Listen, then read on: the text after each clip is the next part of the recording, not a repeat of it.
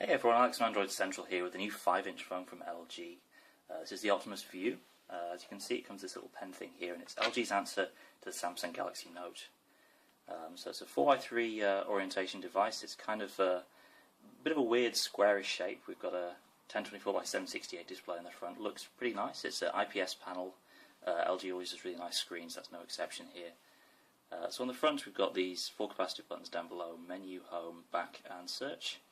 Around the side we've got volume rocker. On the top we've got a pretty strange collection of ports. We've got the 3.5mm headphone jack, dedicated screenshot key, this little slider thing here from micro USB, power button, which as you can see is the light there, also doubles as a notification LED. And the craziest part of all, we've got this fold-out aerial which you can use to pick up Korean TV stations and radio broadcasts. There's a dedicated app on the phone for that. So heading around the back, we've got 8-megapixel camera, LED flash, LG branding here, and this is SK Telecom's 4G LTE logo. This is the Korean version of this phone. Also got this area here, we can put a SIM card in. This phone is a CDMA and LTE device, but works just fine on international GSM networks as well. So let's power on the View and take a look at LG's software. We can use the capacitive stylus anywhere we like. Unfortunately, unlike the Galaxy Note, it's not pressure sensitive and there's nowhere to clip it into the actual device, so that's a bit disappointing. But here we are on LG software. It's running Ice Cream Sandwich. This phone actually shipped with gingerbread, so it's recently had an OTA and it's changed an awful lot really. It's also got an update to LG's Optimus UI 3.0, and that's a big update for this phone.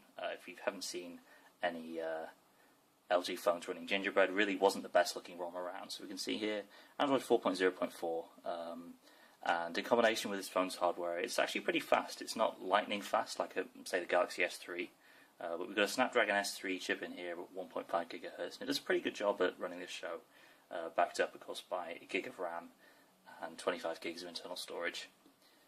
So taking a look around the software, we've got some customizations from LG here, but nothing that strays too far from the ICS design guidelines. We've got some settings widgets up here, and we can change these around and customize them.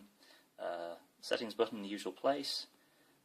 Really this draws a lot of inspiration from stock ICS, although it definitely has its own look and feel.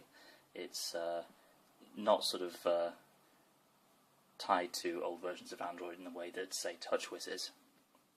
In terms of preloaded apps, there's a lot of stuff from SKT that we've disabled for this video. We've got the TV app, that doesn't actually work. We'll see how that might work if we can load it up. We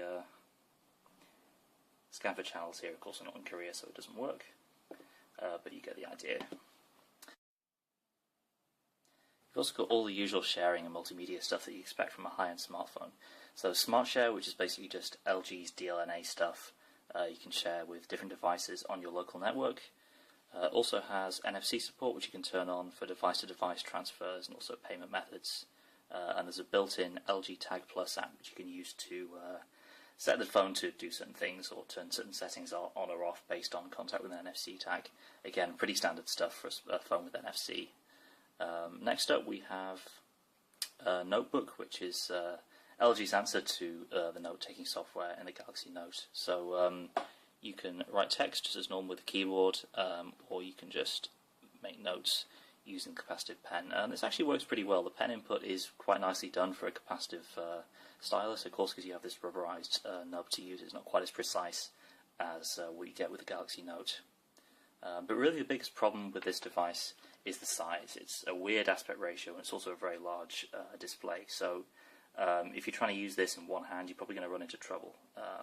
Not the most pocketable device either, just because of the shape and size of it. So not necessarily a bad device. It's for what it is, pretty fast. It's just impractical with the size of the screen. So there you go, very quick first look at the LG Optimus View. Thanks for watching.